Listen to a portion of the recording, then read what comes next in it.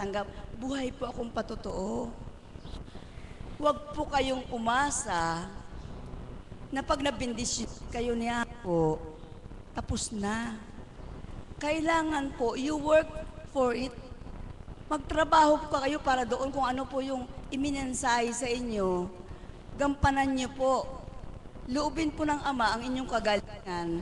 Hindi dahil sa araw-araw nandito kayo. Dahil sa araw-araw nagnunubena, nagro-rosaryo kayo. Yung laman po ng puso natin ang binabasa ng Panginoon. Amen po ba? Ang tanging nakakabasa lang po ng laman ng puso ko, si Apo Kunching na dinadaluyan ng banal na Espiritu. Ang Ama na lumikha sa akin. Kung ipagkaloob niya po sa akin ang aking hinihiling, malalaman niyo po next week kapag nagpa-second opinion ako sa St. Luke's, magpapa-blood test ako, sasabihin ko po sa inyo ulit. Ano po? Palakparin ang buhay ng Diyos. Magandang umaga at maraming salamat.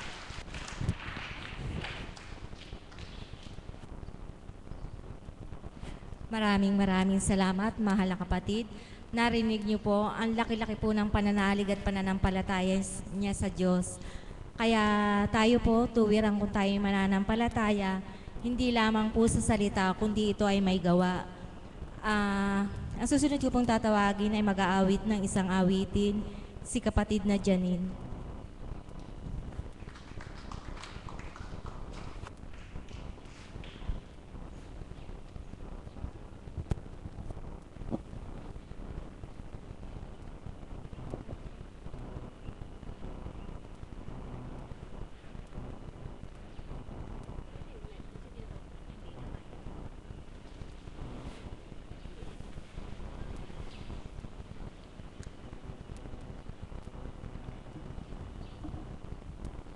Gandang umaga po sa lahat.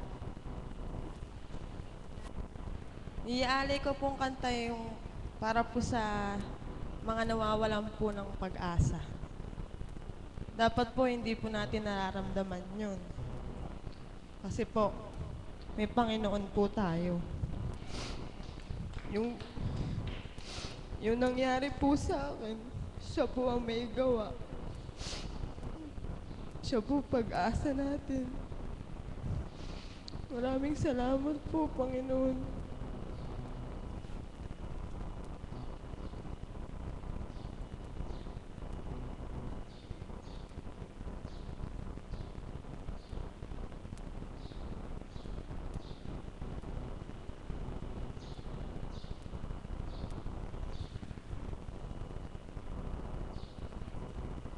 Pasensya na po.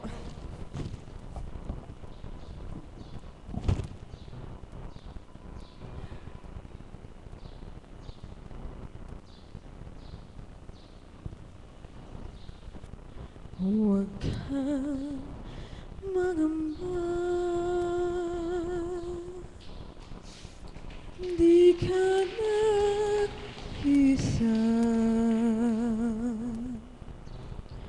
Sasamahan kita saan man magpunta. Ika'y mahalaga sa aking mga mata. Mahal kita na mahal kita.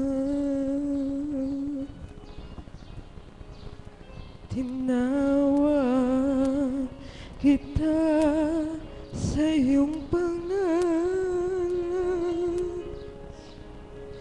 Ikaw ay aking magpakailanman. Ako ang Panginoon mo at Diyos, tagapagligtas mo at tagatubos. Huwag kang mangamba, di ka nag-isa. Sasamahan kita saan man magpunta. Ika'y mahalaga sa aking mga mata. Minamahal kita. Minamahal kita. Sa tubig kita'y sasagipin, sa apoy ililigtas man din. Ako ang Panginoon mo at Diyos, tagapagligtas mo at tagatubos. Huwag kang mangamba, di ka nag-isa. Sasamahan kita saan man magpunta. Ika'y mahalaga sa aking mga mata. Minamahal kita.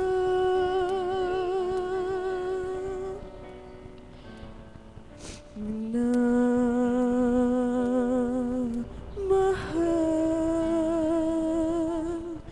kita.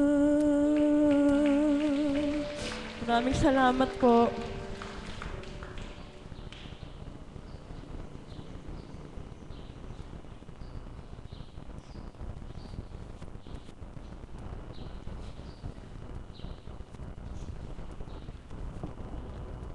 Isa pa daw po.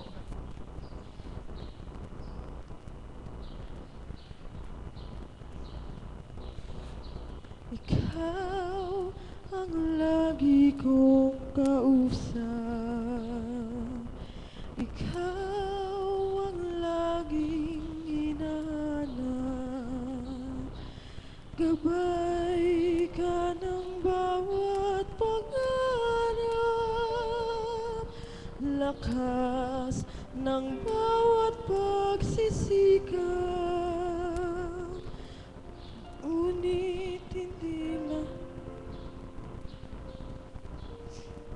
Ngunit hindi lahat ay may alam na Kristo ang iyong pangalan. Kristo, Kristo, bakit ngayon ka lang nakikilala? Kapag nakadama ka ng dusa at pangamba, tinatawagan ka, sana'y maawa ka. Kristo, Kristo, kulang pa ba ang pag-ibig na dulot mo? Bakit ba ang mundo ngayon'y gulong-gulo? Anong dapat gawin? Kami tulungan mo. Kristo, Kristo, Kristo.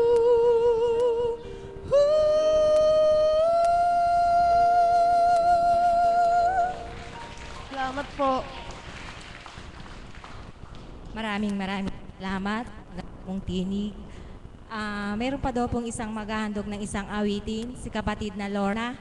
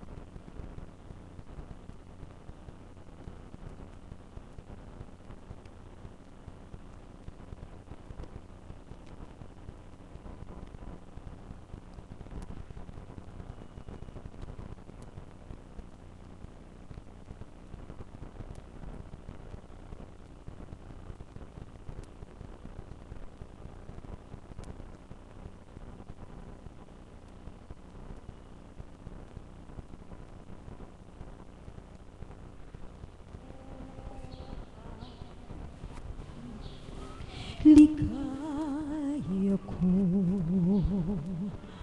na ako'y silang pagkatao ay mayroong dangal. Sinong may pag-ibig, sinong nagmamahal, kung di ang tao, Diyos ang pinagmulan. Kung di ako umibig, kung di ko man bigyang halaga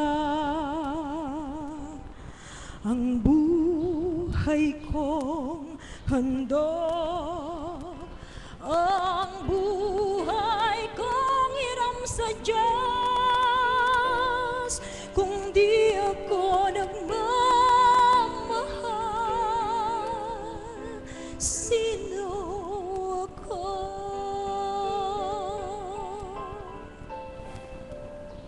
Ligaya ko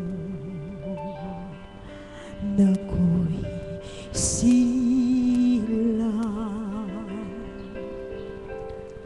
pagkatao ay mayroong dangal. Sinong may pag-ibig,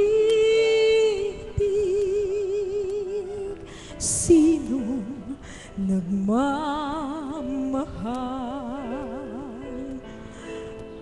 kung di ang tao, Diyos ang pinagmulan. Kung di ako umibig, kung di ko man bigyang halaga ang buhay kong handog, ang buhay kong hiram sa Diyos. Kung di ako nagmamahal,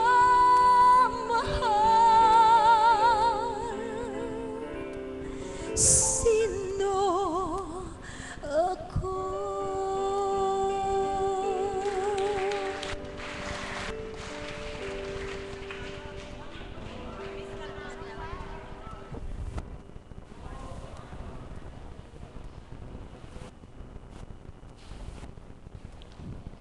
May bulong, dinggin mo, ihip ng ating panahon. May sigaw, dinggin mo, at ubus na ang oras mo. Oras na magpasya kung saan ka pupunta. Oras na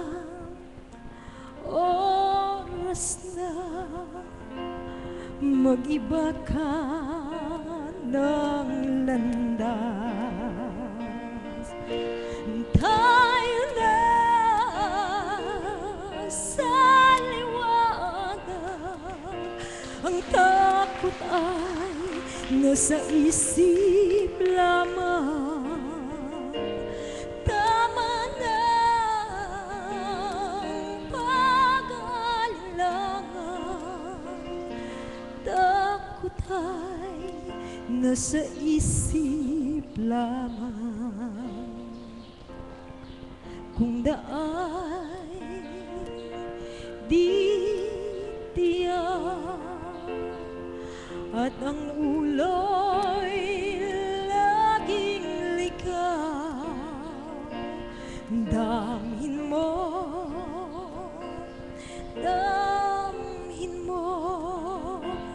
ang landas ng puso mo. Tayo na sa liwanag, ang takot ay nasa isip lamang. Tama na ang pag-aalangan, ang takot ay nasa isip lamang. Dinggin mo, damhin mo ang landas na sumo. Oras na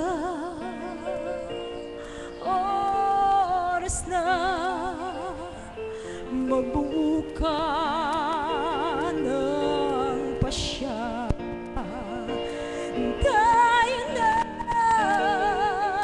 sa liwanag, ang takot ay nasa isip lamang.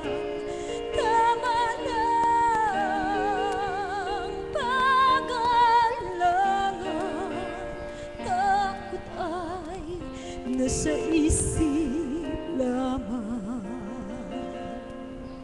Takot ay nasa isip lamang. Salamat po.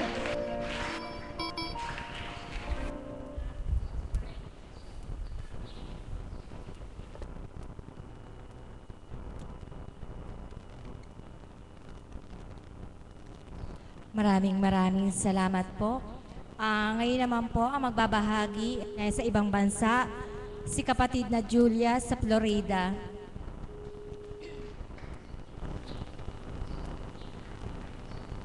Hello.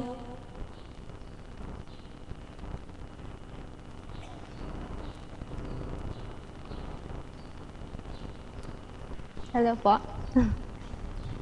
Hello po.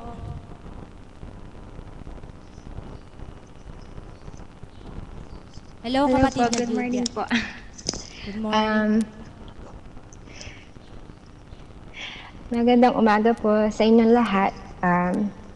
Magandang umaga po sa lahat po ng mga alagad, sa mga caps po, sa buong choir po, sa buong IT team po, at kayo pong lahat na mga tagusunod. At kung nandiyan man po yung mga tita ko, hello din po.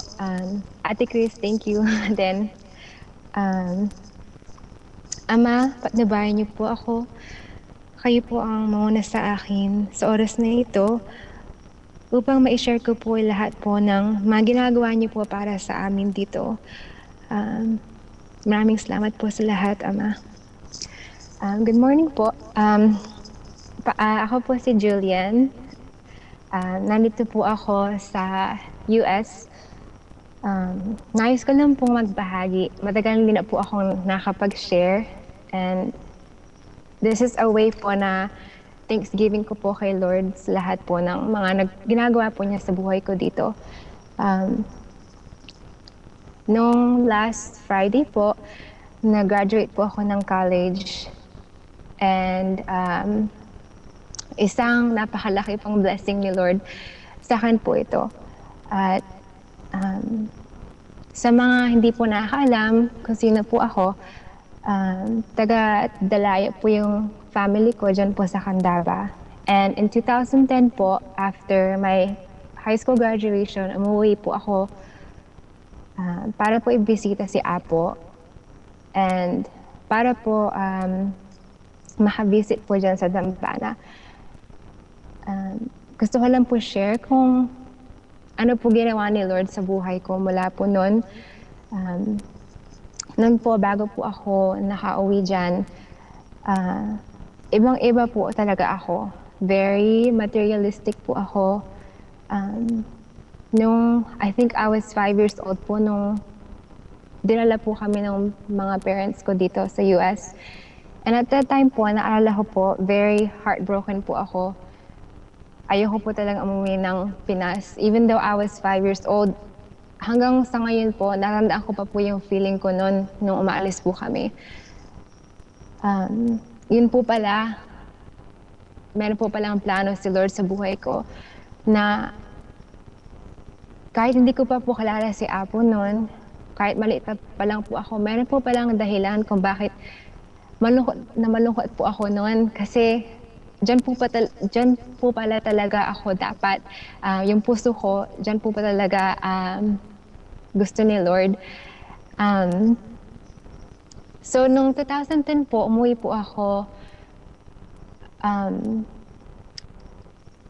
Mga 2007 po, nakilala po ni Mama si Apo over cellphone lang po. Kasi po yung tita ko po alagad dyan, si Tita Au. And naalala ko po noon, high school pa lang po ako noon, kinukwento po lagi sa akin ni Mama si Apo. Hindi ko po siya pinapansin.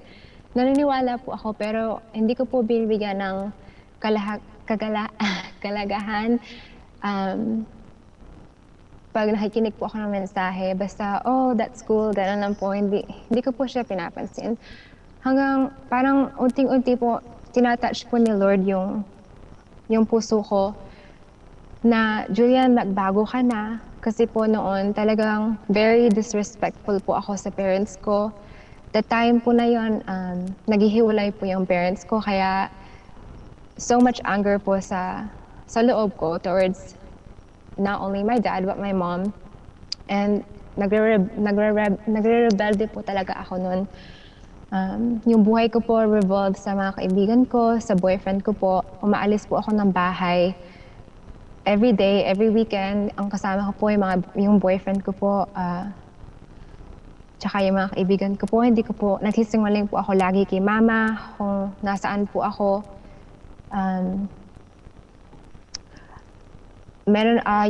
Yung tingin ko po sa sarili ko noon, sobrang taas po.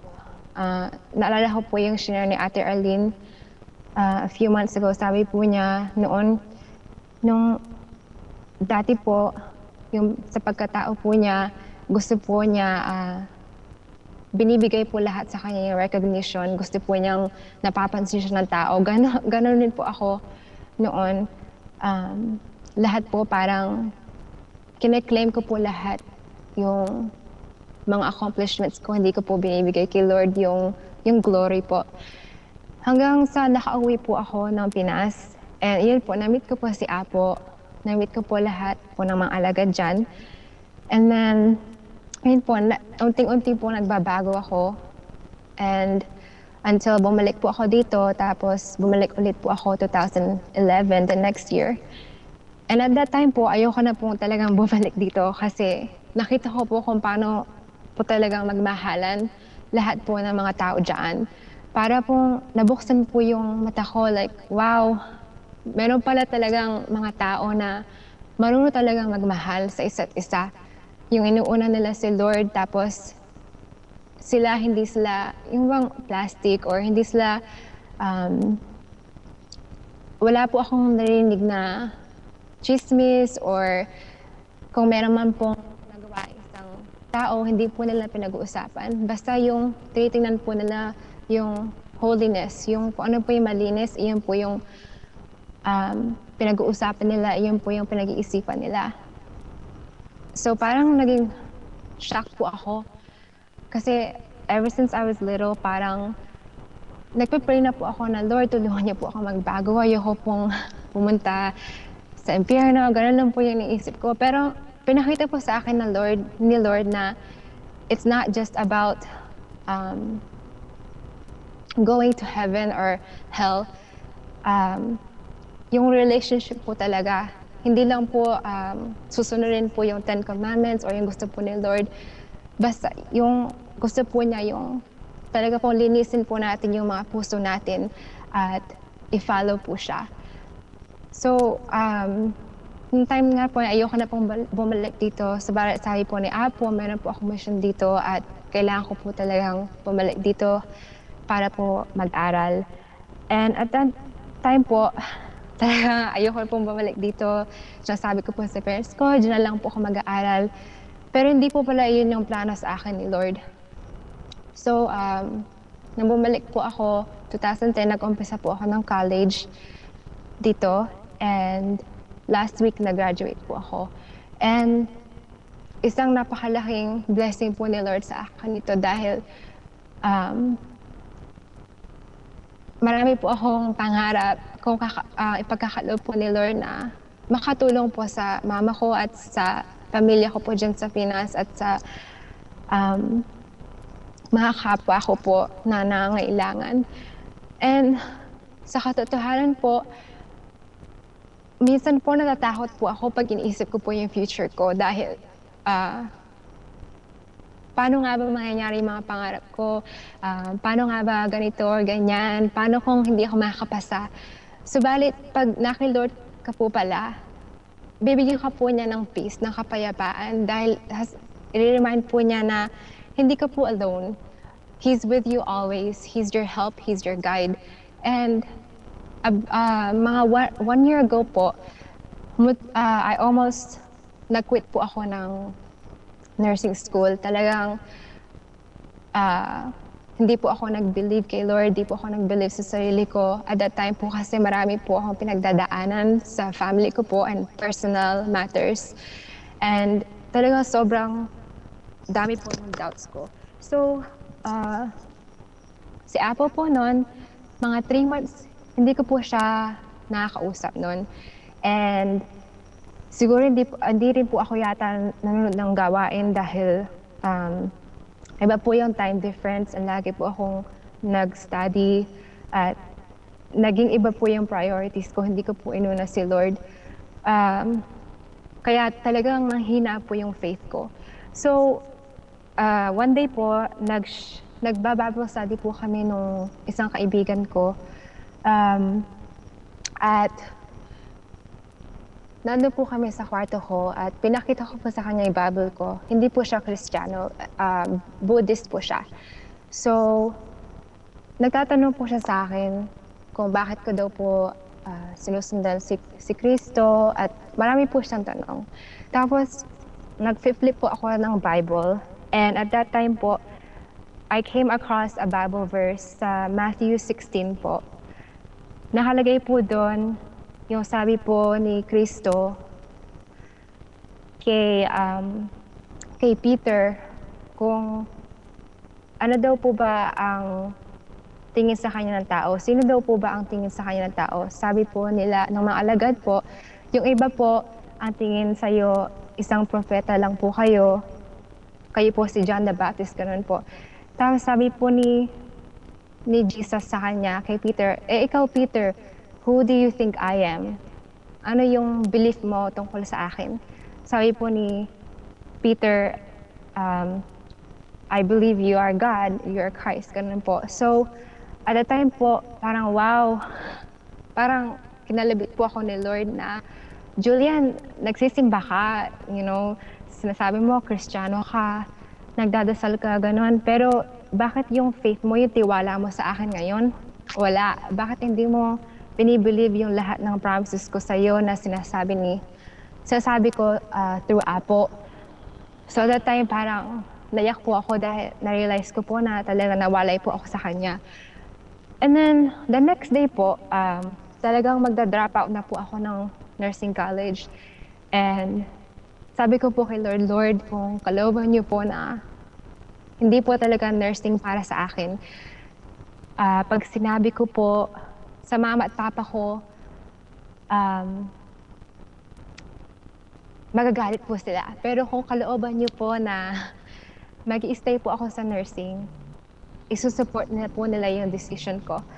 At the time po na yon, talagang isip ko po, talagang hindi isusuporta ni mama at saka ni papa kasi gusto nilang matapos ako, gusto nila talaga nursing. So, ang iisip ko po na magagalit po sila and then I can quit nursing. But the next day po, nung sinabi ko po sa kanila, surprisingly po, very supportive po sila. So parang first sign na po sa akin ni God yon. And hindi ko pa rin po pinansin. Hanggang sa kinausap ko na po yung mga advisor ko, ang gagawin ko na lang po, i-sign po yung papers ko.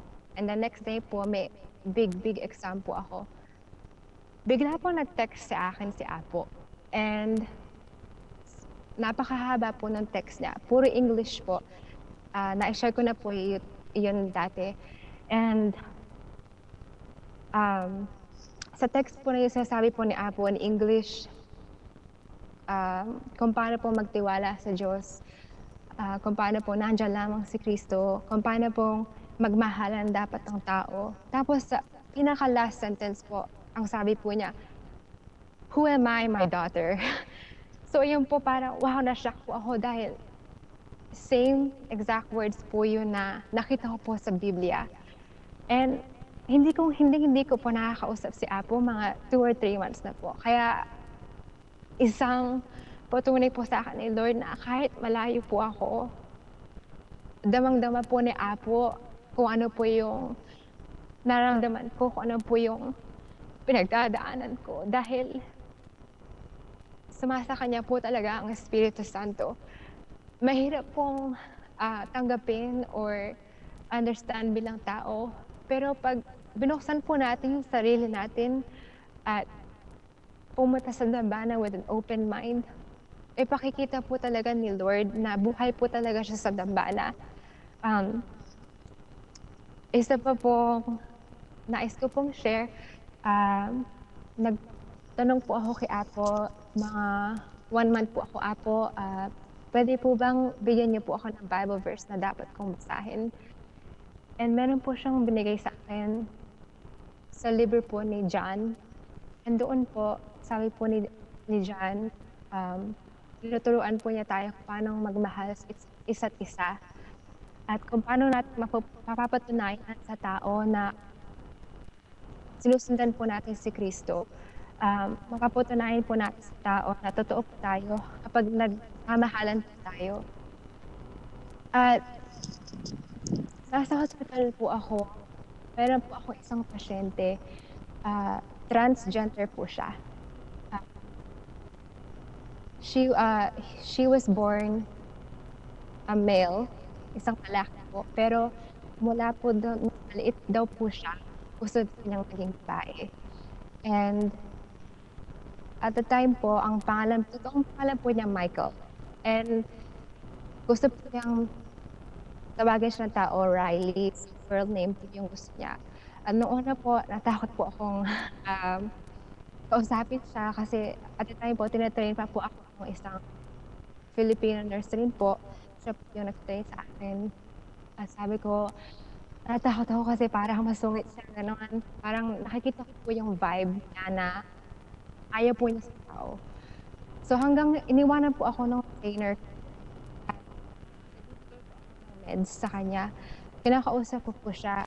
Very short po siya. Napaka rude po niya. Mean po siya sa akin.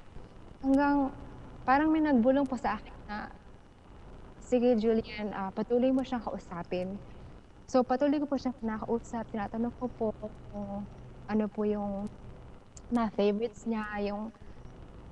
Basta parang kinikilala ko po siya. Gano'n. Hanggang sa mga few days po, naging malambot po siya sa akin. At parang naiyak po ako kasi nakita ko po sa kanya na whole life po niya, marami pong reject sa kanya dahil po sa, yun po sa kalagayan niya, gusto niya pong babae, ganun po. And hindi ko po masyadong understand kung bakit po nangyari ito sa mga tao. So nag-pray po ako kay Lord, Lord, bakit niyo po sa akin, bakit po ba kasi may ganito? Bakit hindi po sila, ayoko naman po sabing normal, pero yun po yung sabi ko kay Lord. Hanggang may nagbulong po sa akin, Julian, si ang tao ganyan, tingnan mo siya, hindi niya alam na magmahal kasi walang nagmahal sa kanya. Lahat nag-reject sa kanya, even mga Christians nag-reject sa kanya. Ang nakita lang nila yung kung ano siya, kung ano yung kasalanan niya. Pero hindi nila minahal siya. So parang ulit po na pinakita po sa akin na the time that I took to love him and to know him and to understand him, naging super sweet sa akin. So parang isang lesson po sa akin ni Lord na love is very important po.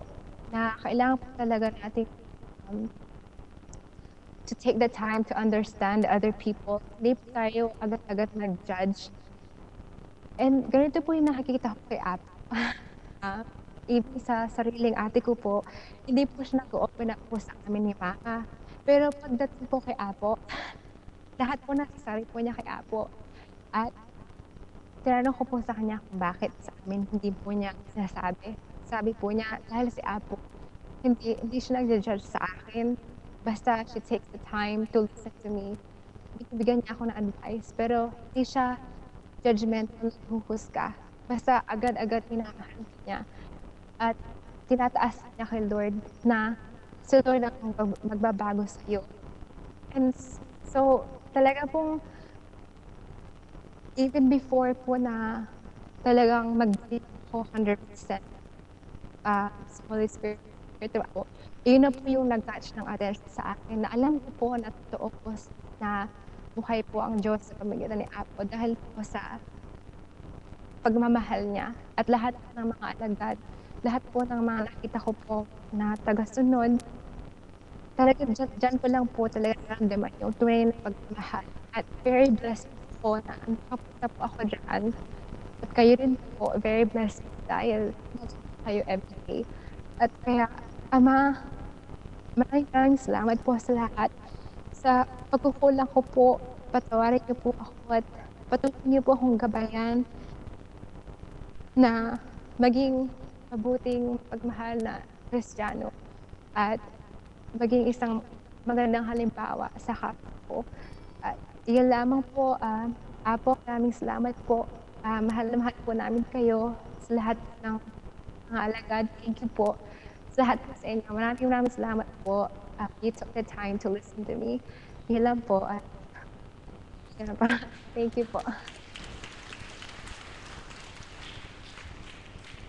Maraming salamat, mahal na kapatid. Mahal ka po ng Ama at mahal ka po naming lahat. Maraming salamat po sa lahat na nagbahagi. Ang lahat po ay naiya magsitayo.